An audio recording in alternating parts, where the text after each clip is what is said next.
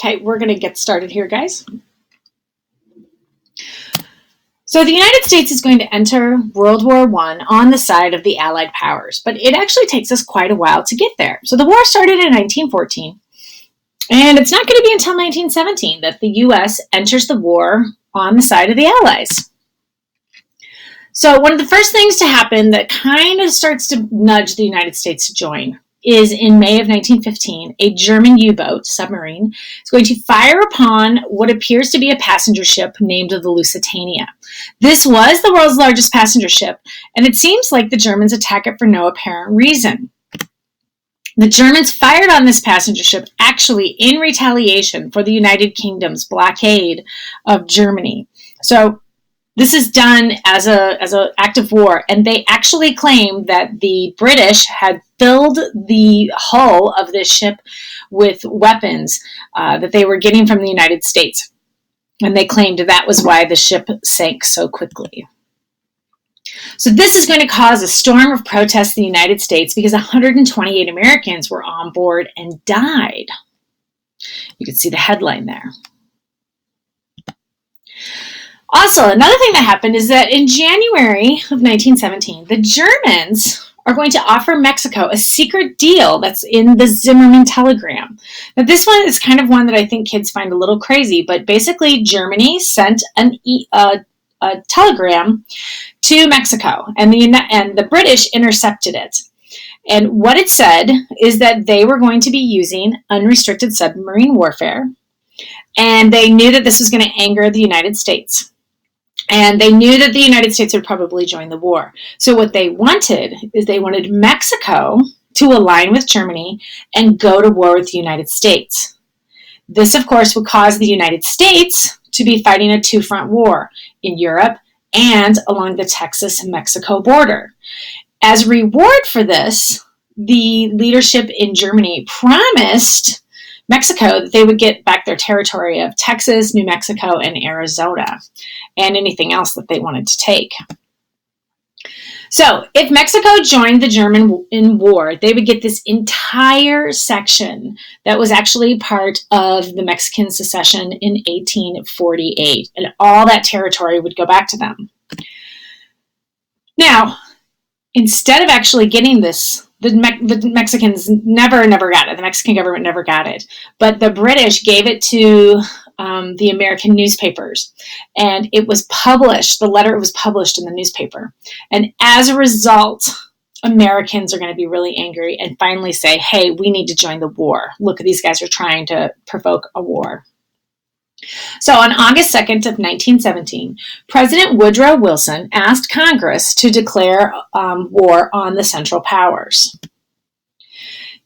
They are going to be led by General Jack Pershing, and he is going to take over 1 million men. The U.S. forces are really going to help swing the balance of the war and stop a renewed German offense in 1918.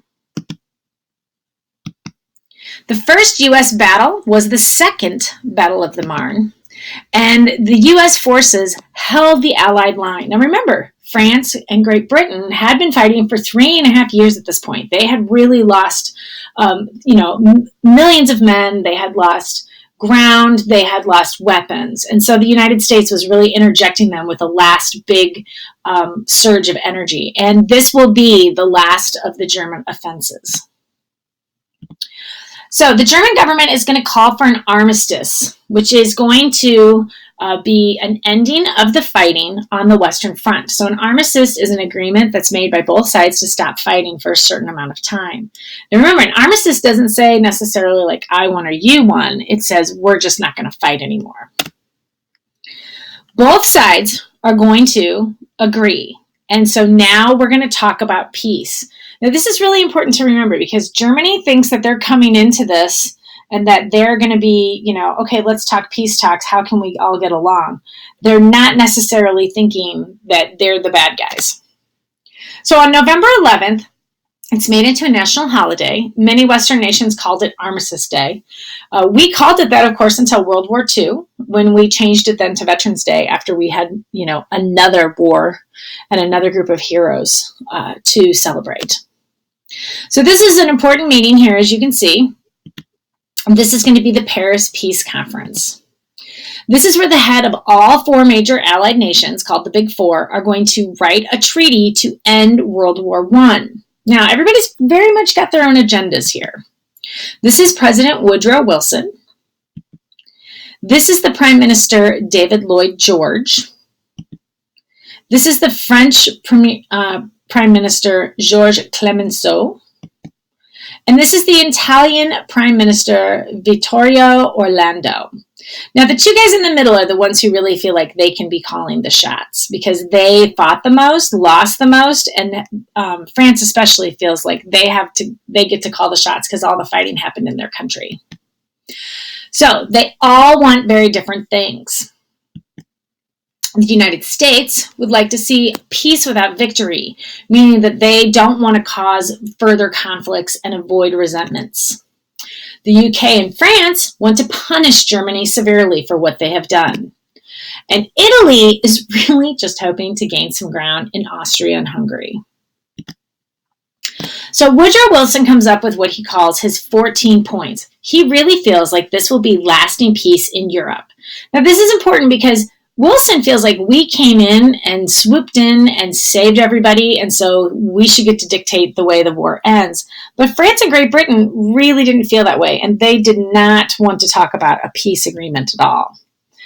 So Woodrow Wilson was advocating policies that would benefit all nations, things like free trade, open democracies, autonomy for ethnic groups, no more secret alliances, and the idea of returning land that had been taken before the war. Wilson is going to be awarded the Nobel Peace Prize for his peacemaking efforts. However, his efforts are really never seen fully as bringing about peace. So Wilson's health deteriorates towards the end of the conference, which is really going to allow France to advance their demands that are very different than the 14 points. So this is that Hall of Mirrors in Versailles, which we have talked about a couple times. And this is a huge room. It holds about 2,000 people. And this is when we're going to see Germany sign the treaty. Now remember, Germany believes that they're coming together to talk about peace. They're not realizing that these guys have already talked about the requirements and they're being brought in. So the Treaty of Versailles is going to officially end World War I. And Germany is going to sign a humiliating treaty that is forced upon them. They first off have to admit guilt for the war and say it's all their fault.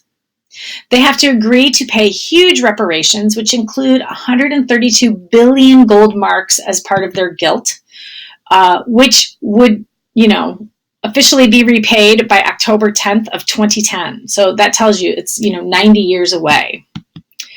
Germany is going to lose all of its overseas colonies, as well as any recent land that had been taken, so the land that they gained from France. And the country of Poland is going to be taken out of Germany and created into its own independent country in 1919. So Germany was forbidden from having an air force. It could no longer have an army, more than 100,000 soldiers. And the Navy, at the largest, could only be 15,000 soldiers. They could not have submarines and had very, very few battleships.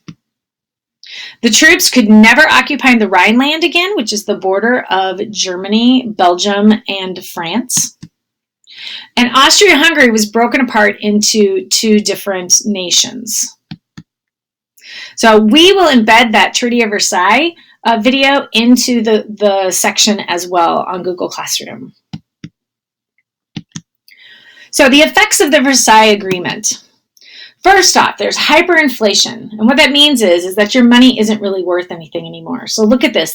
Their money is so worthless that people are throwing it into the streets. Germany was crushed. The people are humiliated, and the economy fell apart. It creates an environment where the people of Germany turn even more nationalistic. They become very bitter with resentment as well.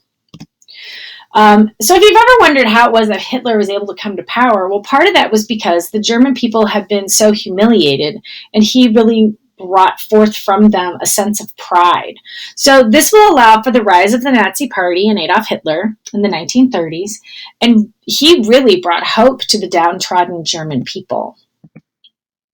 Now, the League of Nations was something that Wilson had created, and this was an international organization that was to meet in Geneva, Switzerland. The goals were to have reduced or complete disarmament of weapons, to prevent war through a collective security, and to settle disputes through negotiations and, talking about things. So the problem is that it lacked any armed forces of its own, and the United States never actually joined the organization. So as I said, Wilson was not as successful with his points as you may believe he was. And this, of course, will lead to the downfall of World War II. Many other countries left the League: Germany, Spain, and Italy. And the United Nations today is a much different organization after World War II than it was before. Now we do have troops for the United Nations. And that is all. Thank you so much.